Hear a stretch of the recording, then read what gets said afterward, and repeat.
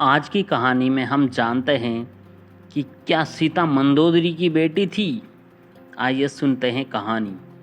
कई विद्वानों का मानना है कि सीता और रावण के बीच पिता पुत्री का संबंध था, परंतु रामायण के सबसे प्रथम व्यक्ति वाल्मीकि की रामायण में इसका कोई प्रमाण नहीं है।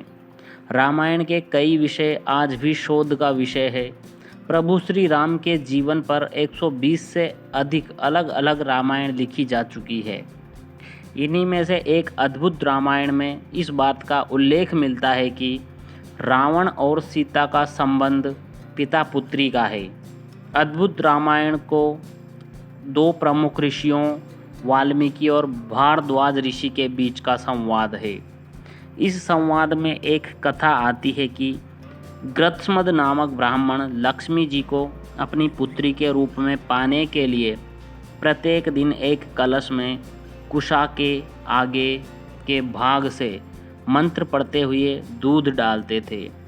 एक दिन रावण ने ब्राह्मणों की अनुपस्थिति में उस कलश में रक्त डालकर लंका ले गया।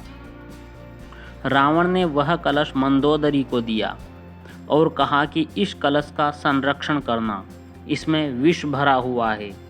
इसके बाद रावण वन चला गया। अपने पति की उपेक्षा से दुखी होकर मंदोदरी ने आत्महत्या करने का सोचा। रावण द्वारा दिए कलश के रक्त को विष समझकर पी लिया। अनजाने में मंदोदरी के रक्त पीने से वह गर्भवती हो गई।